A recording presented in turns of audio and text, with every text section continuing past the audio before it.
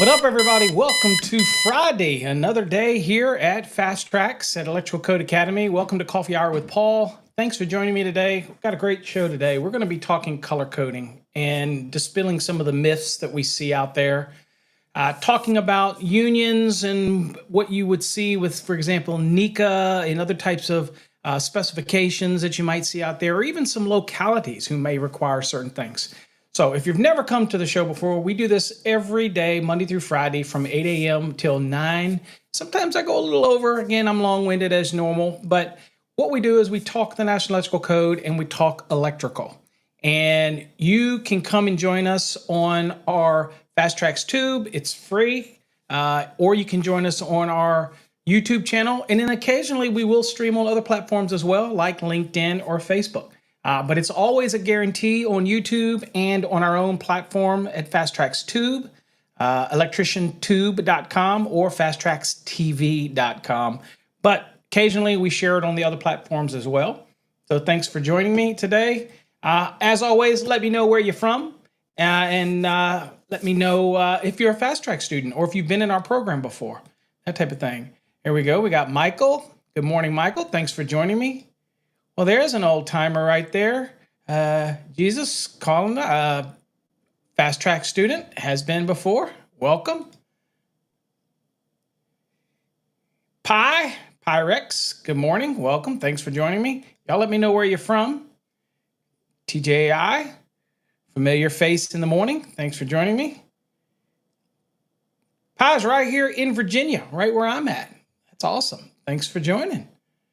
All right, guys, thanks everybody for joining me. Again, I know it takes time out of your busy day, but we always can have a little bit of a coffee hour in the morning, talk code, talk about things that are on our mind. Maybe you're experiencing something on the job that you're just dreading to have to go to. Let me know. Maybe you have an issue with an employee. Maybe you have an idea of how you want to promote something, share it with everybody, all those type of things. That's what we want to do. That's what we come here every morning in order to have our coffee and chat about the code. And I will throw in a little bit of code and talk about different topics. But again, this is driven by you. So again, make sure that you let us know what you want to talk about. All right, what do we got? Buenos dias. Buenos dias, Joe. Thanks for joining me. And they from Nebraska, Dave. Chilly, Nebraska. It's got to be cold in Nebraska. All right. Again, thank you for joining me. Keep them rolling, guys. I appreciate you coming in. Loved giving you shout outs and love seeing you here in the morning. Get your day started. It's Friday, dude. Week's almost over. Got to put in a little work today. Maybe it's payday for many of you. Maybe it's, if you're a contractor, it's really payday. You're going to hit that builder up and say, "It's time to pay." There we go. From southeastern Wisconsin, Alex. Thank you for joining me. Appreciate it. All right, let's talk about it today. Oh, before I get started, again, little merch. There you go. This is one of our latest mugs. It's available in black and white, but we have them in Journeyman or Master. Love having my coffee. 2 sizes available. This is the larger, I think 15 ounce, but there's a 12 as well. I got to get as much Java in me as I can. So I am a coffee freak. And for those that want some unique coffee, I am drinking my blend today. I forgot to bring it down here to the studio. But I am drinking our blend. It's a bit expensive. But again, I'm also a Dunkin' Donuts K-Cup kind of guy too. So, but anyway, if you've seen on our website, we do have our orange coffee. It's a bit expensive. So I don't expect many people to buy it. But it is a neat thing. Just the bright orange packaging is pretty cool. Anyway, let's get some coffee. And let's get in it today. Again, ask your questions. Feel free to ask your questions in the chat. I'll do my best to answer them.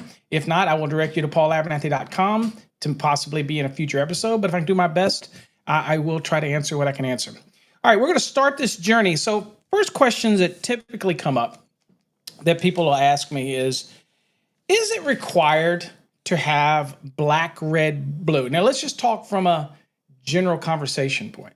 Is it required to have black, red, blues or black and reds, for example, for a 120, 240 or a 120, 208? Now, it may say that in your specifications. It may be what you've been taught in trade school. It may be what is required by NECA or some other IBEW. And that's been hammered in our head, and that's fine. That is a good way to identify the 12240 or 12208 circuits. It's a great way to identify it. The question that people have routinely is that a requirement, right?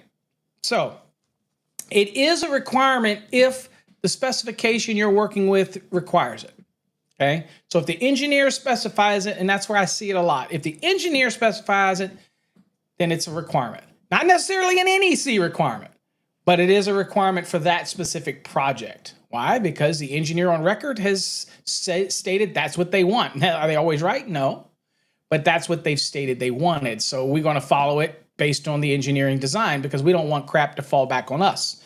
Because you know how it is. If an engineer designs to do something and we do it differently, and we don't clear it with them on a lot of jobs. Now, we're not talking about those guys that you do your as-builts or you're basically left to engineer it yourself.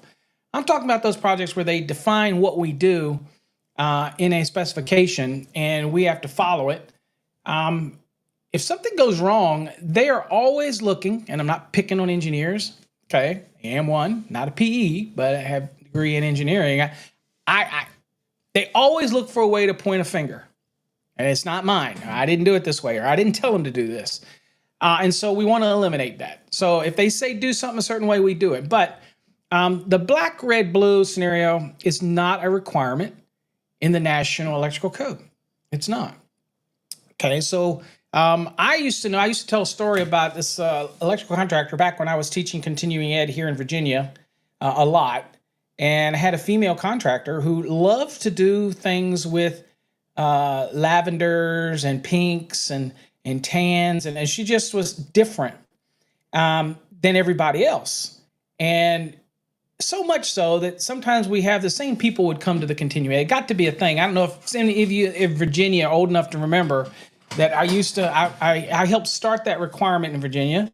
So for about 2 years, I was the only one doing continuing ed in Virginia years ago. And I would travel to 4 corners of Virginia to teach these classes. And so I got to know everybody and see people regularly, and they knew each other. They were contractors in the area, right? And it would always be that one event I'd go to, and she was in Northern Virginia, the Manassas area where I would teach, right? And so, actually, I'm going to talk about that, Caleb. Actually, I'm going to bring that up. Glad you brought that up. And Pi, I'm also going to talk about that. Glad y'all are on the ball today in the chat. So that is awesome. I will share it on the screen, folks, the comments they made, but they are absolutely right. And it is why some of our industry has shifted a little bit. But back to my story real quick. So every time I'd go to these teaching these CEU classes, she would be there. And people would make a comment about, yeah, she does her colors different because they remember the conversation from the 3 years prior or whatnot or something. And basically, she said that she does things different. And lawyers would cringe some of the stuff she does. But it was brilliant. And I've always talked about it for years. She labels everything up. And some people will say, well, if you put too much identifiers on everything, your company or whatever, it makes it easy for lawyers to find you. And her response was, bring them on, because I do everything right. Now, that might sound cocky, conceited. The irony in that is not lost on me. But the fact of the matter is she was very confident. And so she would use colors that she stood out. She would actually put labels at the terminations on the installation. She would put these little labels that actually had her name and phone number. She would put them on the panels. If they were above the ceilings and she would hang labels at certain places on her cables in the ceilings with her name and everything. And she stood out. And she wasn't afraid of letting people know, this is who I am. These are what I do. These are the color systems that I use. And guys used to always say in there is, you can't do that. They've got to be black, red, blue, or they got to be black and red. And she was absolutely right. She did not have to be. Okay. So, what's up, Red Dog? Thanks for joining me out there in LA. Early again for you out there, but again, loyalty. There you go. Appreciate you joining me, getting up and getting your day started. So, as you can see, black, red, blue is not a requirement in the NEC.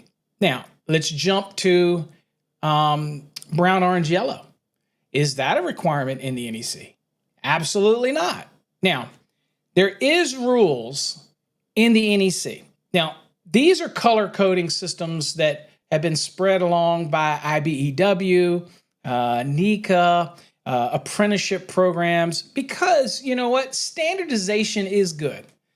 And people wonder, how come the NEC, I'm gonna be honest with you, I serve on NEC code panels, and people ask, how come the NEC doesn't mandate something, okay, for those? We haven't gotten there yet, Caleb. We're getting there. We're getting there.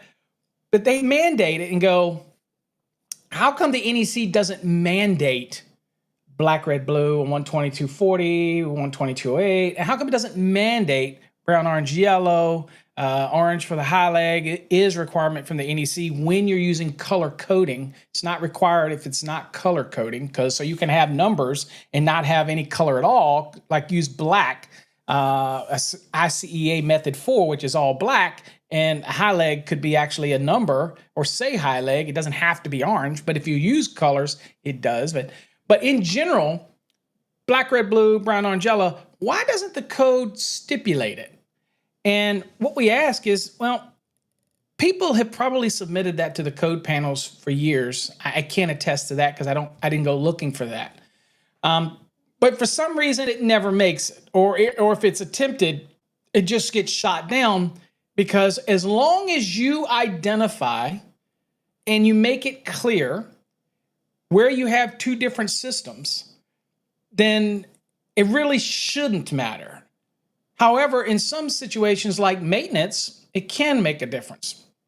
Okay, so for example, Pi says it's tough on the maintenance guy. It can absolutely be tough on a maintenance guy, especially if there's two different systems in the building, right? Now, I can have a 12208 in the building, right? And I can have a 277-480 in the building. Two different systems in the building. Now, the code requires us to identify them separately so that there's a distinct difference between the two, okay? You have that rule in 210. You have that same rule in 215. So we're required to have that distinction. And you're supposed to mark those distinctions at places where they come together. Transformers, for example, distinction. In systems, identify systems out. Now, granted, if you have similar voltages in two different systems, then you can use the same color if the voltage stays the same, okay?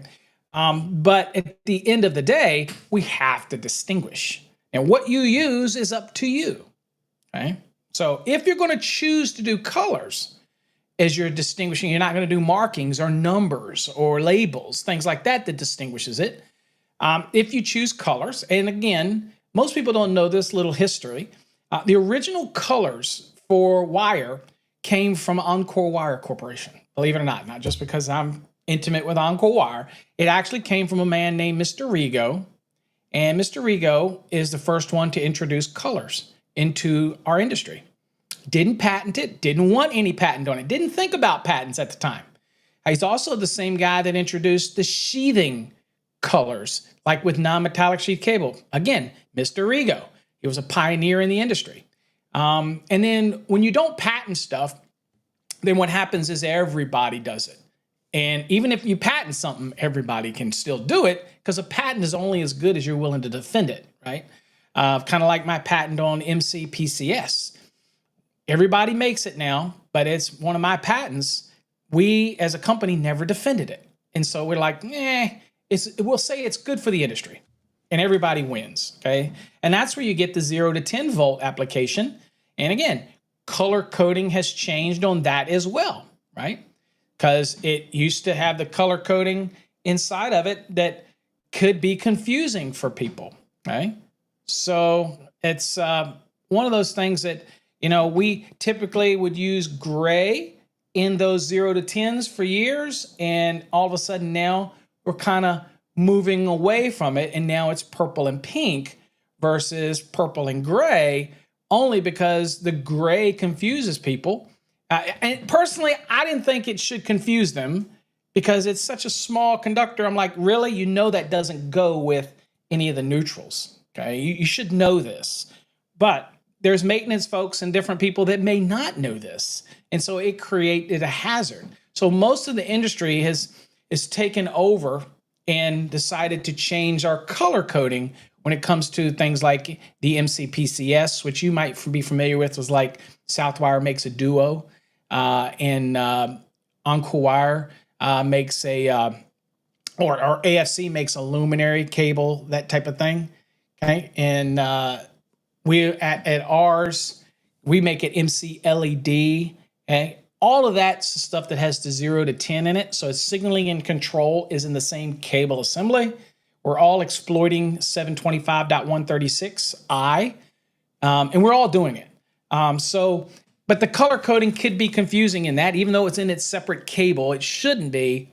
People get confused. So the industry has changed when it comes to certain color codes and things like that. But when it comes to power, black, red, blue, brown, orange, yellow, whatever you want. Now, how that can be confusing for people is if you don't let people know and they go into a building and they see color coding systems or they see coloring, identifying voltage and all that they're not familiar with, then that can create a serious hazard. But let's talk about the colors that are required, okay? So we're going to talk about, and there's no better place to start than with the grounded conductor, okay? No better place to start that journey of what is required to be color coded, because we've already made it clear that you can choose. So if you want to use pink, lavender, and tan for your 12240, go for it. If you want to use that for your 27740, go for it. You just have to be consistent, and you have to mark it so that people know what voltage systems we're dealing with. And we'll look at that a little bit detailed in a second, but let's go and let's identify what has to have a color. Okay, or has to be identified with the type of color. So let's start with that. Now, the exception to this rule for grounded conductors is example on service entrance cable, where it would be helical and it's serving a duty as being the grounded conductor. Then it's not color coded because it is bare and it's inside of a cable assembly, right? Okay, so or you could have a service drop where it is bare messenger supported with the steel core. It's ACSR, for example, aluminum conductor with a steel reinforced core. That is a support that typically will be bare. But once we get in and we get past the service, then most time we're going to have insulated grounded conductors. Okay, most part, and we have color coding. Again, the exception to that rule is cable assemblies that allow you to have the bare in it, like an SEU, right? Product, that type of thing. Okay. All right. So let's go down here real quick. So here we've got Article 200. Okay. And let's just go and get down to our color requirements here. Okay. Let's start right here. Okay. So we're talking about the grounded conductor, which is, for all intents and purposes, for us, the neutral. Not the neutral on a corner grounded delta. That is just a grounded conductor. It's not a neutral.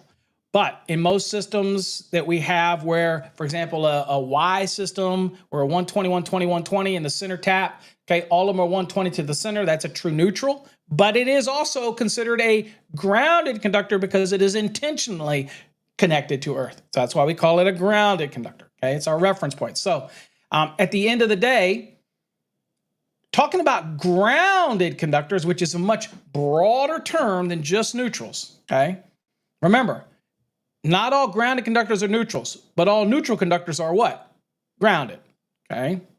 Okay, so let's look at the color requirements. So if it's 6 and smaller, okay, then it has to be, again, we're talking grounded conductor, it has to be continuous white outer finish, okay? The whole way. So it's extruded. So we're going to extrude a white insulation over it, okay? Now, there is an occasion where you'll have a white nylon even extruded over a conductor, and that's fine as well. That's part of the construction of the conductor, okay? So the point is it's a continuous white outer finish, okay? Next is you have an option for a continuous gray outer finish. Okay, so is gray outer finish only reserved for 277 applications? Absolutely not. But if I have a 120 240 volt system, obviously 120 being a neutral is involved, or a grounded conductor as well involved, and then I have a 27740, a neutral is involved as well on the 277 side, right? But we have to differentiate what goes with the 120 volt system and what goes with the 277 volt system. So you would have a white for the grounded conductor in the 120 system, and you would use the gray distinguishing the neutral application for the 277. Okay, two different systems. Now, we won't get into all of these, okay, because it's just different examples where we get into. You can pretty much read that, but again, I'll go with the four main ones that we worry about. Is the third one right here. Is you can also have three continuous white or gray stripes on along the conductor's entire length on other than green insulation. So I can have black with stripes, 3 white stripes or 3 gray stripes. I could have red, 3 white or 3 gray stripes. Okay, so I have these different options. Okay, for identifying the grounded conductor. Okay, so usually they run this 120 degrees apart, and they'll run along the entire conductor. Okay, that is possible to be on again, and that usually comes when you get bigger conductors.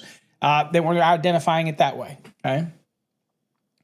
And then, of course, you have conductors with white or gray insulation and colored tracer threads in the braid identifying the source of manufacture. Okay, so you can have braided, or you can have conductors with white or gray insulation and have tracer threads in it, okay, in the braid to identify it as well. So we have these different options. And of course, there's a couple other ones that you can have as well, right?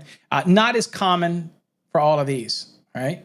Now, what about in sizes 4 and larger? Because here it makes it pretty clear that the majority of what we do, we're going to see something, especially when we're dealing with 14, 12, 10, things like that, 8, 6. We're typically going to see the full colors, right?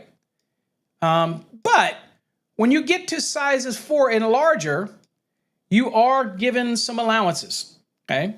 And this is where it kills a lot of people, because I can tell you how many times I have been called out and I see things for like hot tubs. And you have hot tubs and they're installing the hot tub and it ends up getting 6 gauge, right? Which 6 and smaller, and they end up using black for the grounded conductor and they put white tape around the end. And they wonder, well, why do I fail the inspection? Well, the reason they fail the inspection is because, in this case, it needs to be continuous white or continuous gray, 6 and smaller. You do not have the option. Now, I get it. People tell me all the time, that's the problem with code. That's a problem with somebody like me who's just got to spout off code, and then I get the backlash from people that say, well, you've never done it then. You've never been an electrician in the field. Whatever. Look, I'm here to teach you code. It's none of your business what I've done in the field. It's none of your business what years I've put in the trade. I'm here to teach code. That's it. You can still do what you want to do. If you can get it past an inspector, you do you, boo, is what I always say. Reality is, in those applications where it's 6, then that 6 is supposed to be continuous white or continuous gray, if we're talking about the grounded neutral conductor. Okay? It's just what it is, like it or not. It might be what you have on the truck, and you might be already running 6 for the hots, and you might be thinking, well, come on, Paul, what does it really matter? Okay, well, I'm not condoning this, but I do know people who have heat shrink of white, and they heat shrink each end of the white, so there's really no way to, but anyway, I'm not going to elaborate anymore on that little tricks that people do. I don't want to condone it. All right, so 4 and larger, okay? So insulated grounded conductors 4 and larger shall be, it's not, this is a mandatory rule. Shall be is mandatory. It's not shall be permitted. It shall be identified by one of the following means. Okay, well, you still have your white continuous finish. You have your gray continuous finish. You still have the 3 continuous white or gray stripes along the entire length on other than green, so you can't use green. Any other color you want, just can't use green. And then at the time of installation, so here is the one that we get away with marking at installation. Okay, 4 and larger, the grounded conductor. It says at the time of installation. So you're pulling it in, you're terminating it, okay, everything. It says at the time of installation to be identified by a distinctive white or gray marking at its termination. Okay, so this brings me to an interesting another topic. And again, it's installer specific if that's what you want to do. But I see a lot of people that literally will wrap that entire conductor with white tape all the way down as it comes out of the raceway or whatever it's in. I've seen them do that. You don't have to do that. Notice it says identified by distinctive white or gray marking at its termination, not the entire conductor. Now, if that's what you want to do and you want to wrap it all the way around and make it, that's fine. I'm just saying you're not required to. So realistically, all you would have to do is put it at the termination. So come down from the termination about an inch, whatever you want. Okay, but again, there's a fine line when you do it further down and it's not at the termination that you end up causing somebody to question it. Don't make it that difficult for your inspector. Don't create problems. Just put it right there as close as practical to the actual termination. Once you get on the installation, wrap around it. Now, what does the code say about it? You put the tape on there. I see a lot of people put tape on it, just put it on the side of it. And I'm like, that's not what the code says. The code also goes on and says that this marking shall encircle the conductor's insulation. Okay. So it needs to, at that termination, it needs to encircle. Okay. That termination made to be made very clear what that termination is all about. Okay. Absolutely. So what do we got here? Justin, good morning from Southern Alabama. Do you have a suggestion for a brand of clamp-on style ground-resistant tester? Thank you for the years. You're most welcome. I do not. I can tell you that there is different brands, all of the brands out there that as long as you get one that's listed and one that's been, that has all the marks, UL marks, it has the safety, CAT safety marks on it, they're all going to be fine. I really don't have a brand. They're made by Fluke and they're all name brands. That type of thing. But when it comes to the ground resistant meters, there's I can't remember the name of the company that makes good one. Hold on for a second. I'll find it real quick for you. Hold on real quick. I'll find you the one that hold on here. Let me find this one that I actually like hold on here. And it's not cheap, but I'm trying to find it real quick. Fluke makes a great one, but here it is. Hold on. Let's see here. Let me find it. Okay. I'm going to share the screen, see if it works. Okay. So this one is one that is made, and it's made by AEMC. I found these. I have some friends that have tried these, and it's fairly easy to use and it's fairly accurate. Pricing wise, I couldn't tell you. Here's list price is $1,600. I can tell you I've seen the ones that are reliable that I've seen run anywhere between $1,100 and $1,800. Now, you know what people are going to, I can tell you right now, the thing about those is, hold on for a second. Let me see if I can't get my screen a little bit easier for you folks to see. I want to tell you about those is that the only reason that somebody would use one of those is if they don't want to pound rods, because that's the only requirement for the ground resistance is for rods, piper plates, where you don't have to. So you do 2 rods. If you can't prove that it's 25 ohms or less, then you install 2, and if you can prove it, you can drop down to 1. It's much cheaper to buy the wire, 6-gauge copper, and it's much cheaper to buy the ground rod and just have the helper pound it. So again, now if you're doing a lot of cell towers, you're doing a lot of engineering where they're really hyper-focused on getting the earth resistance down really, really low because of the nature of the equipment you're working on, then I'd see the investment, obviously, because you got to prove to them that it's at a certain value. If it's just for residential applications, I can tell you I don't know that I necessarily recommend people investing in those or even the 3-point fall potential. type of thing. I'm sure y'all have seen those. Those are these. I'll share this as well. Hold on here. Let me show you these. I've seen these as well, ground resistance meters. The problem with these here is that you have to have quite a bit of ground area to work with, you know, and they make these, and these are cheaper. For example, this one, I think there's another one right here of resistance. See, they make a bunch of them, right? But this one, let's see here. It doesn't say what the price is on this one here. But they're typically, these kind that have the probes are typically much cheaper. But again, at the end of the day, if you're only doing it to not have to drive rods or extra, you know, more than one rod, pipe, or plate, it's really not worth it. I would just hammer one in and be done with it. That's my personal belief on it. Now, if you just want one and you're at the end of the year, right? It's tax write-off end of the year for businesses, right? Well, if that's the case, then get you one.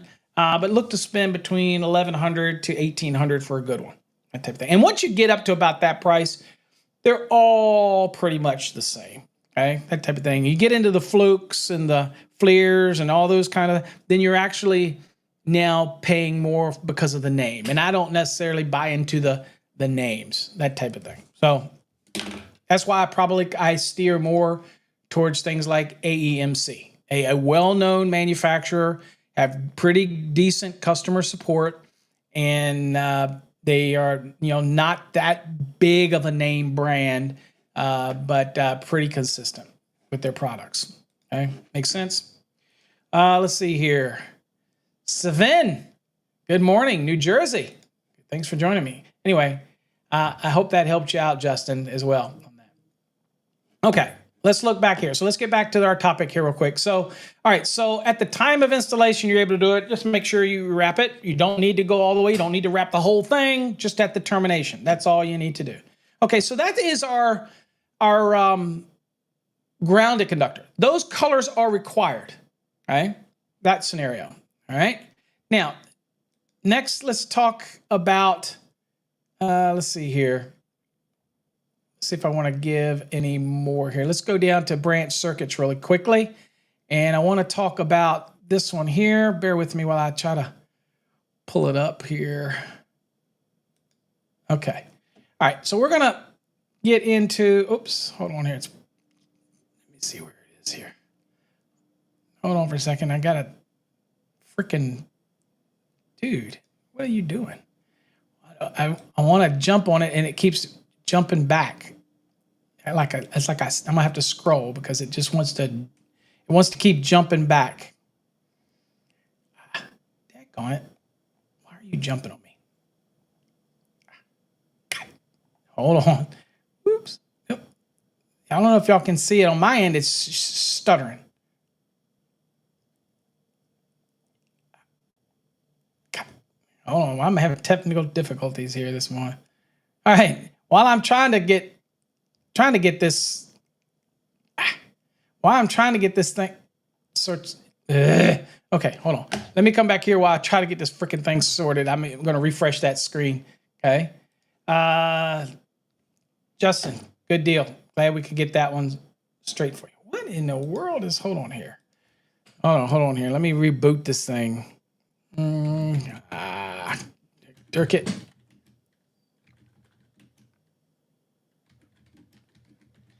Trying to reboot it real quick. If you've got any questions, please let them know in the comments while I try to reboot this thing here. Hold on, I gotta bear with me. Let me reboot. God. Not rebooting y'all. Y'all are good. You're not gonna lose anything. I'm just trying to trying to reboot this thing here. So okay. All right. Hold on. Let me see if I've got it. Okay, it seems to be not jumping. Are y'all having trouble too with Link? Red, what'd you say?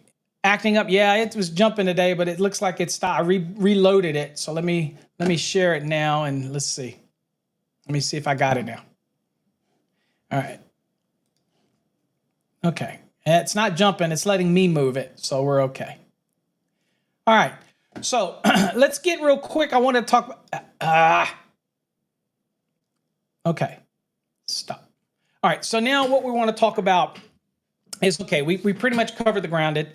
So now let's talk about those ungrounded conductors. Now, when you have a branch circuit, for example, and you have more than one nominal voltage system in a building, like we talked about it, where you have a 120, 240, and let's say in the same building you have a transformer and you're getting 277, 480, or vice versa. Maybe you have 277, 480, you're dropping it down to 120, 208, or whatever you're doing in your building. You got multiple voltages in the building. All right, so we're kind of understood that the colors can be whatever we want them to be. And I see your question, David. I will get to it in here in a second. So what are we doing? Well, when you have branch circuits supplied from more than one nominal voltage system, it says the premise wiring system has branch circuits supplied from more than one nominal voltage system. Okay, so I have a building that have multiple branch circuits supplying different loads within this building from multiple different types of systems. Okay. It says each ungrounded conductor of a branch circuit shall be identified by phase or line and by nominal voltage system at all terminations, connections, and splice points in accordance with 210.5 C1A, that's just right here, and C1B, that's an and. Okay, so I have to make sure we identify both of these. Okay, so the different systems. Now, here's what was changed in the previous cycle. It says different systems within the same premise that have the same nominal voltage shall be permitted to use the same identification. So what that means is if I have a 120 240 and a 120 208 in a building, whatever I use to identify the 120, I can use that same color scheme or that same identification for the 120, whether it's a 120 240 or a 120 208. So the 120 can be taken care of with one. It's the 240, it's the 208 that has to be distinctly different. And we have to mark that where? We have to identify that all terminations, connections, and splice points so that anybody going up to it and working in it understand that I potentially have two different voltages here from two different systems. So we have to identify that. And so that's where color coding comes into play, and that's why we typically will color code. But that's not the only way. I mean, we can do numbering systems as long as that nomenclature is on at the termination, at the connection, and at the splice points. So in your panels, that's where you'd make terminations, okay? I need to know if I'm going to be dealing with multiple voltage systems in this building. And I need to know at this panel what systems colors are coming from this panel, right? Black, red, blue, this panel. And so that if I see a common location where I potentially could have different voltages coming together or different systems coming together, that I know at that point what I'm dealing with. Okay, those are the 120 volt, the 120, 240 volt. Those are 277, 480, or 120, 208. That's the whole purpose, and we're required to do that, okay? So when it says in accordance, now I will show you an exception, okay? But we kind of get a good idea of our identification requirements. That's why we have the different colors. That's why we have the different identification. So what do we have to do? Well, we have to have a means of identification. The means of identification shall be permitted to be by separate color coding. We use colors. We buy wire today with colors on it. Marking tape, tagging, or other approved means. What the heck does other approved means? What does that mean? Well, that means that your AHJ could come up with a clever idea that's okay, and they're okay with it. They're like, I'm okay with it. They're fine. They're the ones that have to approve it. So that's what approved means. AHJ is okay with it. Most of the people don't let it get that far. They're like, look, I'm going to either color code it or I'm going to use marking tape with a numbering system and have that nomenclature on the panel or at all splice points and connection points, or they'll have some type of tagging on it. Again, one of the electricians that I used to know when they were doing this actually put little flags. They were like little flags, and it had the writing on the flags. I don't know if they had a labeler. I don't know what they had, but they had these little flags, and each little flag had on it the voltage. It was cool. But he, even when he did color coding, he liked to put the little flags on it. Okay, that type of thing. But that would be an example where that would be like a tagging. And again, the HJ still has to be okay with that. But again, you have a strong argument to say, look, it's a tag. But you can always fall back on the other approved means. The HJ can say, I'm okay with it. that type of thing. But that's what approved means. Okay, so much as people hate that, that is what it means. All right, now, other thing it says posting of identification means. It says the method used for conductors originating within each branch circuit panel board or similar branch circuit distribution equipment shall be documented in a manner that is readily available or shall be permanently posted at each panel circuit panel board or similar branch circuit distribution equipment. The labels shall be of sufficient durability to withstand the environment involved and shall not be handwritten. So it's got to be typed up. It's got to be, now notice it says or shall be permanently posted, but it says in a manner that's readily available. All right, so this could be a massive industrial complex, and they're not going to label everything, and it's maintenance crew that are working on it, for example, right? So they may have beside it, may have a binder, may have something posted. It's in an envelope, maybe a folder. They may have a maintenance room that you go to, and they have a protocol, and it may be something on the panel that says, go to get the binder for this panel before opening and working in it. They may have their own protocol, okay? So if that's the case, it has to be readily available for those workers. And that's the power of the or here. You can have that, or you permanently post it at each branch circuit panel board so that anybody that wants to know what the systems are in this structure, they can look right at it.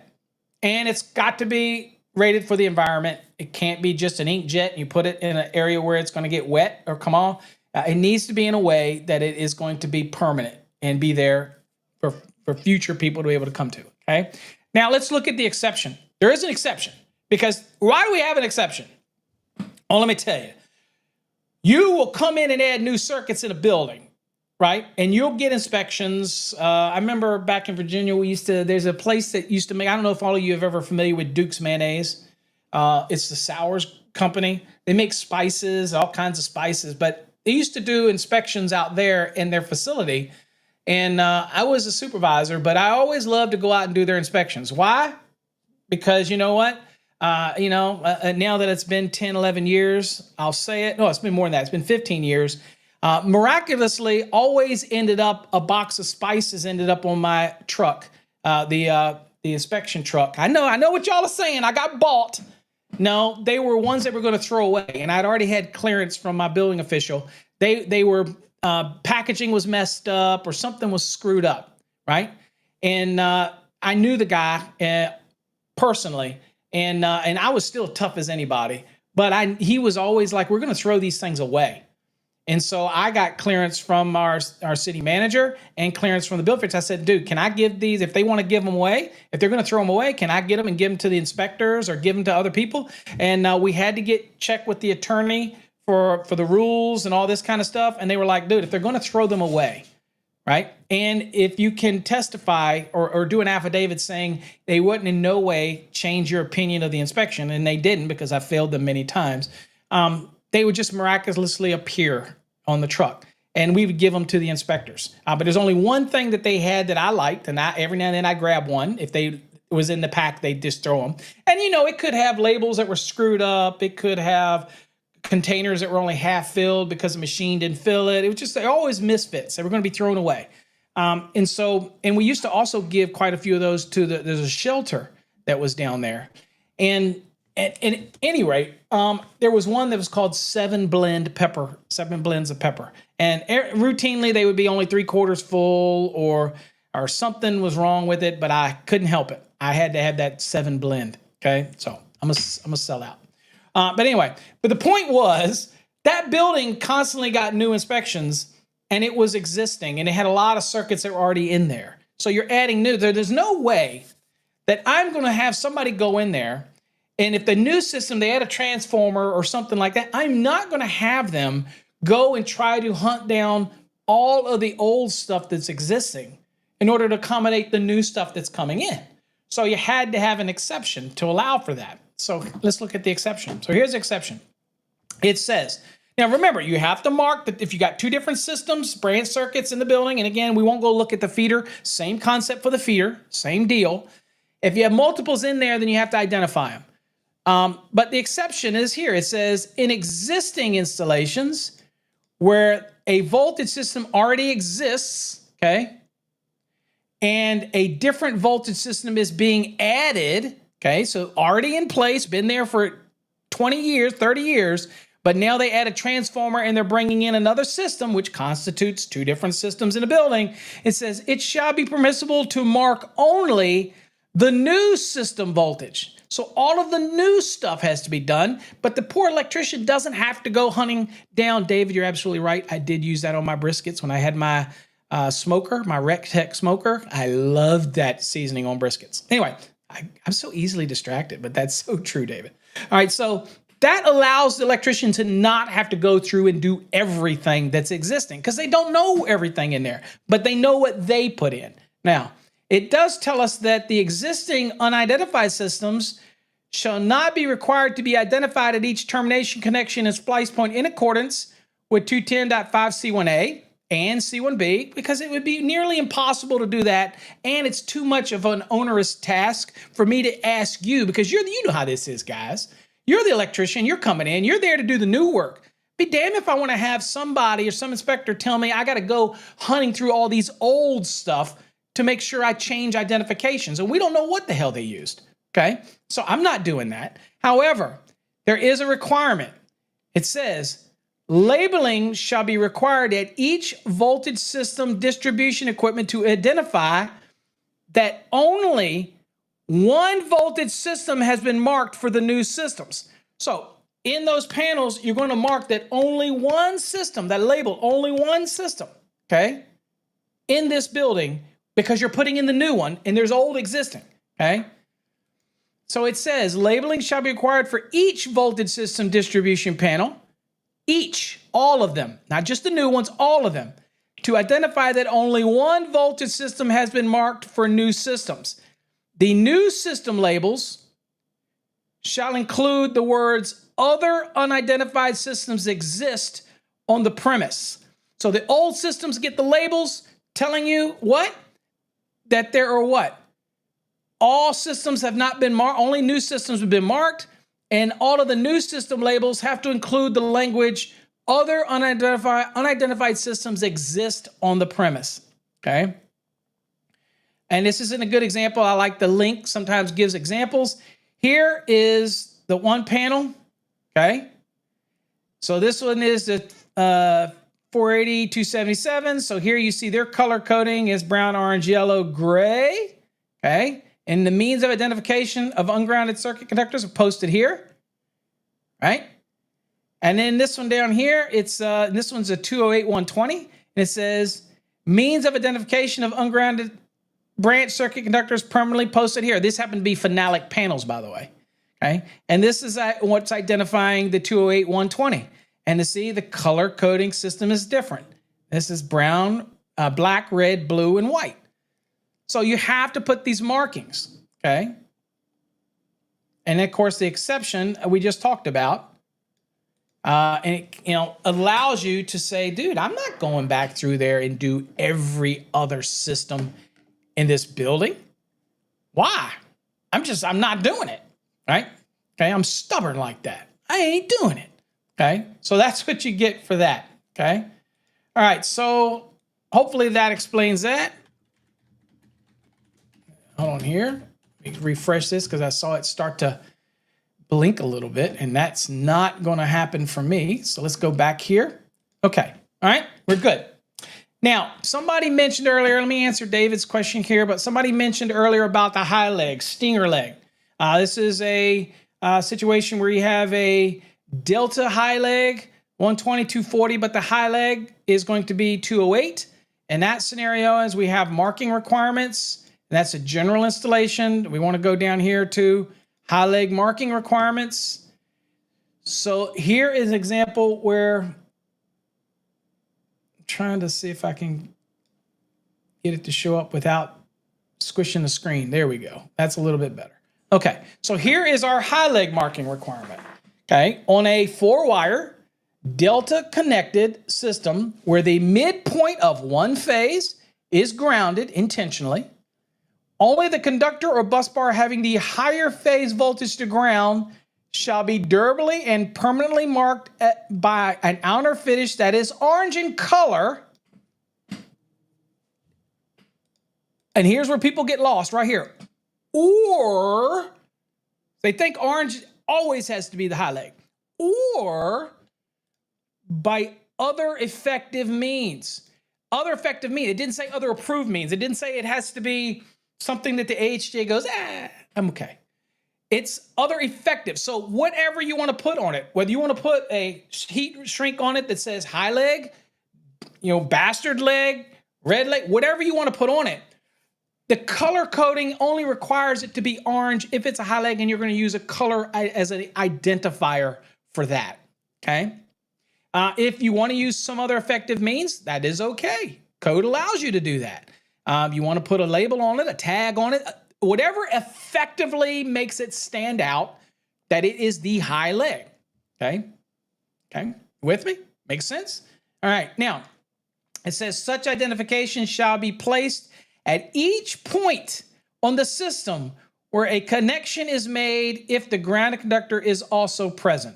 So anywhere in the system, junction boxes, equipment, if that high leg is present, then it needs to stand out. It needs to be marked, okay? So anywhere in the system. And this is an example right here of them showing what it is. So here's your, again, you saw me say it's a 12240 delta. But you have, in this case, mid windings, and you have the connection made here. So this is your typical A to C phase that we're going to get right here, is where they're going to tap midpoint. But here you see the B. So from here to here, it vectorially creates the 208. From here, okay? And so you see here B to here, 208, right? That's that B leg, okay? And so that is going to be identified. If you're going to use color, use orange. If you want some other effective means, that's fine. And the reason for this is sometimes there are still people out there in large commercial applications that use black only. Speaking of that, speaking of the color coding, I think it's interesting to look at the color coding. And let's see here. Let me see if I can pull this up real quick. Let's see here. I'm trying to find it, and it acted like it didn't want to pull it up for me. There we go. Let me share this real quick. So this is a color coding for you that aren't familiar with color codings. This is kind of standardized color codings. So this is what we call the ICEA method 1, and it's very typical in your MC cables and things like that, where the color coding, and it's pretty standard. Conductor 1 is black, conductor 2 is red, conductor 3 is blue, conductor 4 is orange, conductor 5 is yellow, conductor 6 is brown, and when you get up to 7, it is red, but it has a black stripe. 8 conductors, that type of thing. And then, of course, we have the very common method 4. And the method 4 is all black. So when you're identifying a high leg and everything is black, and maybe it's cheaper for you to buy all black, you don't want to pay the extra for the color. Again, it makes you have to identify things more, and you have to use identification tape or whatever. So it's a labor intensive, but let's say you do go with black. In this case, you can put orange tape on the high leg, or if you're going to just go with black, you can number each one of the legs and make sure that you keep that posted. But you could also identify that high leg with a label or a flag or a tag or whatever that's effectively lets people know that that's a high leg, okay? So there you go. Might have known that, or you might not have known that, okay? So that's your color schemes. Other than that, there's really no other color requirements in the National Electrical Code that we have to worry about. Now, we do have a question here that David asked. I see these examples all the time. They taped a 6 or 8 and taped the whole wire white. Always try to tell people that it is not necessary to tape that much. They always say, I thought it was at least 6 inches, etc. And they never like having to change out the wire when 6 wire are smaller. Yeah, so that's a good one there, because at the end of the day, when we're doing the identification, right, there isn't a size requirement for the ungrounded. okay, the hots, okay, that scenario. You can get it whatever. You can get it all black and put colored tape on it, whatever you want. There is no size requirement. It's, people, you really only have to identify it at the termination. To be honest, in any case, you don't have to wrap the whole thing in red or black or blue. There's nothing that says it has to be at least 6 inches or whatnot. Now, when it comes to the white, and where I see it the most is the guys that install things like hot tubs and whatnot, and they have the 6 or the 8 already on their truck, and they want it to be the grounded conductor, and they end up wrapping it, and inspector comes up and says, no, that's not going to work. And they're like, dude, it's copper. Copper's copper, right? I mean, that's what they say, right? Copper's copper. Hey, what does it matter, Paul? You're being a nitwit with it. Well, at the end of the day, code is code. And the real thing about it, and I hate to say this, the real thing that I tell electricians is the reason you do a lot of this stuff in the code, okay, you ready for this? The reason you do a lot of stuff per code and you don't cut the corners is because you become a target.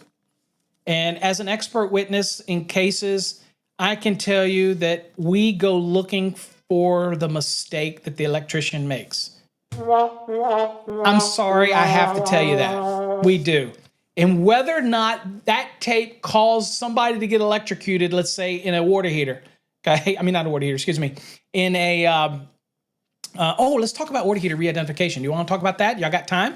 Let me know if y'all want to talk about why we re-identify in a tape and why we cannot re-identify conductors even smaller in a cable. I got to talk about that, but let me finish my story.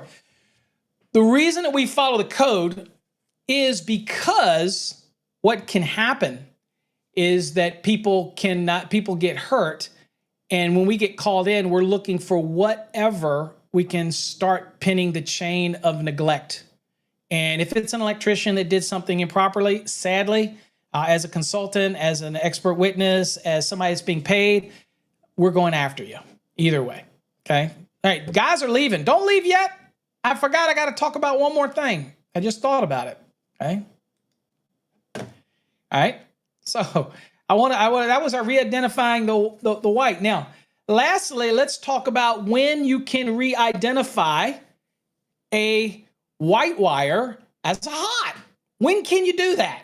Okay, because we talked about identifying ungrounded conductors. We talked about identifying the white conductor or the grounded conductor, white or gray.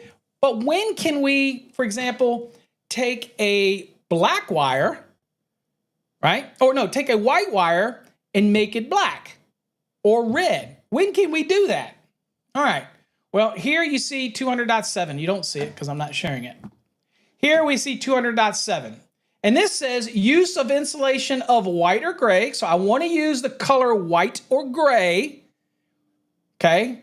Or the one with 3 continuous white or gray stripes.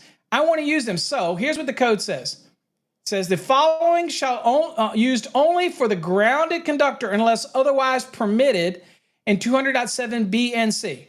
Okay, so a conductor with a white or continuous gray covering can only be used as a white or continuous gray covering. B, number 2 says a conductor with 3 continuous white or gray stripes on other than green can only be used as what? A grounded circuit conductor. All right, and then lastly, it says a marking of white or gray color at the termination can only be used as what? A grounded conductor. Okay, we saw those rules that let us do that. If it's 4 and larger, we can identify it at the termination. We saw all that. Well, this says the following can only be used as a grounded conductor, okay, unless otherwise permitted in 200.7B and C. Well, now, we come down here to B. B is for those circuits of less than 50 volts, okay? We're not going to talk about those. We're going to talk about the ones that me and you see, or me not much anymore.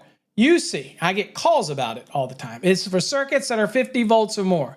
So it says the use of insulation that is white or gray, or that has 3 continuous white or gray stripes for other than grounded conductor for circuits of 50 volts or more shall be permitted only as the following. So I have people all the time ask me, Paul, can I take a white conductor and re-identify it in a raceway? Absolutely not. And they say, well, it doesn't say that in the code. Look, it doesn't have to, because it's telling you right here, the only applicable rules that allow you to use the white conductor or gray conductor is anything other than a granite conductor. Right here. Black and white, right? So let's look at it. All right. So this one right here, very first one, the most common used is if a part of a cable assembly that has the insulation permanently re-identified to indicate its use as a ungrounded conductor by marking tape. Now notice that it says right here, cable assembly. So all you need to know for that part, okay? Can I use tape? Absolutely.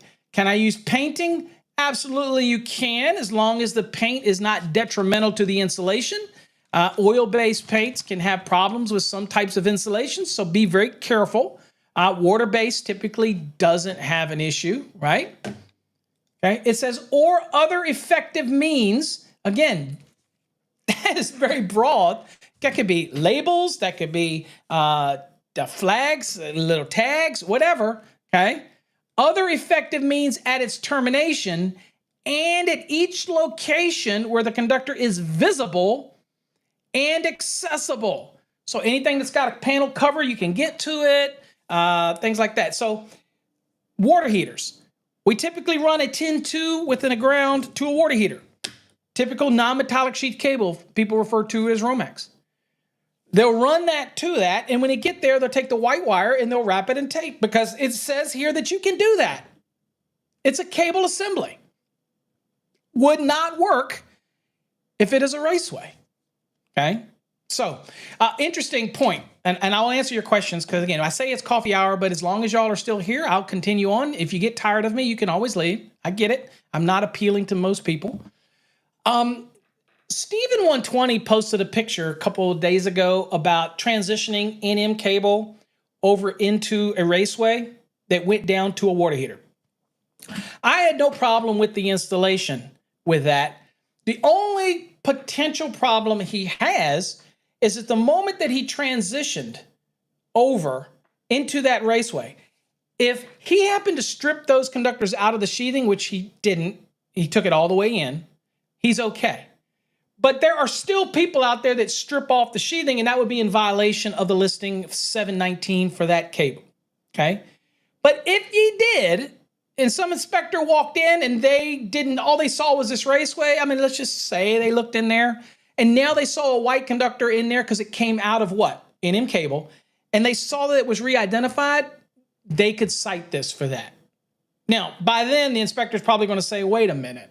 You're not supposed to strip off that sheathing but what I'm hearing on TikTok is that people let you do it all the time, even though you're not supposed to. But that creates another issue because now those conductors are in a raceway and you can't re-identify the white in a raceway. You can in a cable. They say, well, it came from a cable, but it's not a cable anymore. You stripped it. Okay, and you weren't supposed to do that, but that's the kind of the concept. What's up, Ronbo? Thanks for joining me. I'm glad you woke up today. I'm just saying, my boy from Tennessee. All right, just teasing you. All right, so anyway, so let's go on. Okay, so that's visible. Next, it says identification shall encircle the insulation. Again, don't have to wrap the entire conductor. All you do is encircle it, one wrap around, it's fine, and shall be color other than white, gray, or green. Well, obvious. So if it's a 10-2 cable, it has a black and a white. Obviously, I'm not going to wrap the white with a white. I'm not going to wrap it with a green because we have rules in 250.119 for the identifying of the equipment ground, right? So I'm not going to do that. I'm not going to try to wrap a bear. That's an allowable scheme up in 251.19. So I'm not going to do that. And I'm not going to take the insulated conductor that is white and try to wrap it with green. No. Or gray. So in this case, if I'm going to be taking a white, I have to wrap it. I could black, red, blue, whatever. All right. Other than white, gray, or green. Makes sense. Okay. Now, it also goes on to say, if you happen to be using that white, for example, in a single pole, okay, maybe you're doing it as a switch leg going down to a switch and not back up to the light source, okay? You're going down. Maybe you're using a 2-wire and you're going to drop it down. Okay, so well, if you happen to be using it in a single pole, in a three-way or a four-way switch loop application, it says the re-identified conductor with white or gray insulation, okay? So we're taking, or three continuous white or gray stripes shall be used only for the supply to the switch. So going to the switch, you can re-identify that white, but you can't do it back to the return, you cannot, but not as a return conductor from the switch to the lighting outlet, going back. So it's got to be supplying, going down to the switches and over to the switches, but not back and up to the actual luminaire, okay, or the outlet, okay? So pretty clear. Allows me to re-identify only in those scenarios and only with a cable assembly. And those that say, well, it doesn't say raceway, it doesn't have to say raceway because it only allows you to do it, and it says right here, only permitted to do it when stated in 200.7 B and C. And in this case, since we're dealing mostly with 50 volts or more systems, here it says cable assembly only. Now, here's the other thing. There is no size requirement here, okay? So can I, whereas you saw the conductor re-identifying it, for example, you saw with the 200.6 rule, right, where I could take a black and make it a white and forward larger at the time of installation, you had size requirements. You don't have any size requirement here. So it can be, again, that's why we do it in 14, then we do it in 14.2, we do it in 12.2, 12.3, 14.3, 10.2s, all those type of things. Again, we see it it's done in MC cables at various sizes, that type of thing. So, and then of course the other is a flexible cord having one conductor identified by a white or gray outer finish, or three continuous white or gray stripes, or by any other means in accordance with 400.22 that is used for connecting an appliance or equipment in accordance with 400.10. This shall apply to flexible cord connected to outlets, whether or not the outlet is supplied by a circuit that has a grounded conductor. Okay. Now, illustration-wise, this is what we're talking about. I knew that there was a illustration, and y'all are more than familiar with this. This is what we deal with mainly, right here. Okay. So here it's dropping it down. This is probably dropping down to a switch leg down, dropping down on the white, and they chose to use this as a hot conductor, bring it down, and they wrapped it in red. Don't have to wrap it all the way up, okay? You just put a loop wrap around it right here is fine. And then again, you see that the black is carrying it back up to the actual outlet, okay, the lighting outlet, okay? That's acceptable to do that, and that is a cable assembly.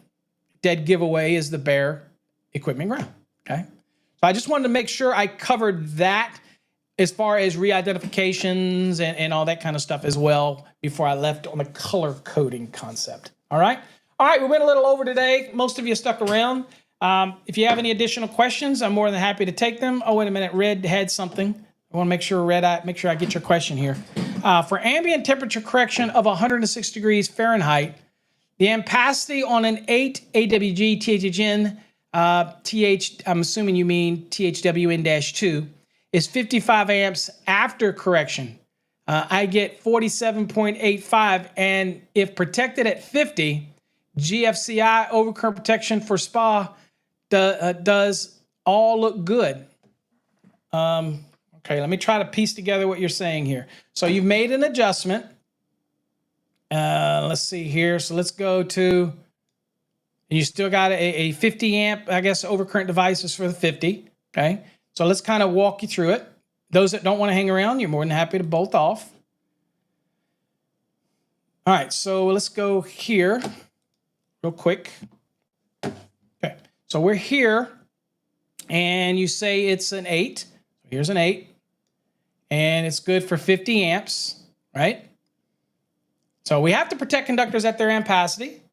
If they do not correspond, we can go to the next standard size if they do not correspond. All right, we do have that rule in 240.4b that we follow. All right, so let's kind of go here. So you're doing an adjustment and correction, and you're doing it from 55. So we're saying that you have 106 degree Fahrenheit. Okay, so we're going to go back here. And we're at this table here. And again, obviously this is not a real world situation for you. I don't know why you would, you're using, well, I guess your Fahrenheit, because that's what we typically use. So right here. Okay, so you're at the 106 Fahrenheit, all right? Now, you're using, in your situation, you're using 90-degree rated insulation. So you have a 0.87 multiplier, and I'm assuming you use that. So 0.87 multiplier, okay? So we can go back to the ampacity now, and this is an 8, and we're using 55. I'm sure you did that. 55 times 0.87. And that is 47.85. Okay. Now, do you have an overcurrent device that corresponds to 47.85? First of all, let's see what rule tells us that we can do that. We're here. Okay. The next higher standard overcurrent device rating above the ampacity of the conductor being protected, and right now the ampacity of that conductor is what? 47.85 amps. Shall be permitted to be used provided all the following conditions are met. The conductors being protected are not part of a branch circuit supplying more than one receptacle. Doesn't sound like that for cord and plug connected loads. Doesn't sound like that's what you're doing. The ampacity of the conductor does not correspond with the standard amp rating or fuse. Okay. And the next higher standard rated selected does not exceed 800 amps. So it looks like that's what you're doing. So if that's the case, if we go to 240.6 and we look for amps, here we got a 45 and then it jumps up to 50. So as long as your load does not exceed 47.85 amps, okay, and you would need to look and see what your load is on your unit, okay, or what your water heater is putting out. If it does not exceed 47.85 amps, then that wire would be fine. Yeah. Now, here's the caveat. If the manufacturer demands a certain size, let's say instead of 8, he demands 6, then you go with 6. Okay. The code's the minimum. The manufacturer can push you to another size. Okay. They just can't go lower. They can't go less than the minimum standard. But if they happen to say, and you're like, well, I want to use 8, but they say use 6 for it, in your mind, you're going to have to use 6, right? Because that's what the manufacturer dictates. And that's going to cause you problems if you do not do what the manufacturer says and something happens, your warranties or something like that. As far as the code's concerned, you're above the minimum. But if you're going to ignore the manufacturer or the manufacturer doesn't tell you, right, then in your situation is like, okay, I have to do what? Well, I have to make sure that I'm going to be dealing with the conductor that's going to be protected at its ampacity. That's it, okay? And so if it doesn't correspond, then you can go to the next standard side, but your load cannot exceed that value. And I'm going to assume everything with you that the lugs and everything is rated 75. We have to assume that unless you tell me other details, or we're going to assume it. Even though the amps we're talking about is under 100 amps, that type of scenario, we're going to have to assume that all the lugs are rated because you didn't say otherwise. Okay. Now, if that is not the case, then you run into a bigger scenario because even after adjustment or correction, you still can't exceed the value of the 60-degree column. Okay. So I'm going to assume in your case, since maybe you're talking a practical, real installation, that we're going to assume that everything's rated 75 for your situation. Okay. All right. I hope that answers your question. And let's see here. We'll take you back. We'll go back to ampacity real quick. Anybody got any additional questions? I'm more than happy. So at the end of the day, you're not exceeding that of the 75. Okay. And again, your conductor after adjustment or correction is only good for 47.85 amps. Okay. So you cannot exceed 47.85 amps. So I don't know what your load is. You know, we're assuming that's what your load is. Okay. So at any rate, at the end of the day, when you have a conductor that drops below it, and this, for this case, it was 55 and you did the ambient and you dropped down to 47.85 amps. Okay. then you have to protect that conductor at its ampacity. So again, your next size up rule's fine, but your load cannot exceed 47.85 amps. If it does, then you're going to do what? You're going to jump up to the next size. Make sense? All right, folks, appreciate you joining me today. We'll catch you on the next coffee hour. And who knows what the topic will be. Hopefully everybody has a great weekend. And we will catch you next week and catch you Monday morning. Till next time, folks, stay safe. God bless and have a great weekend.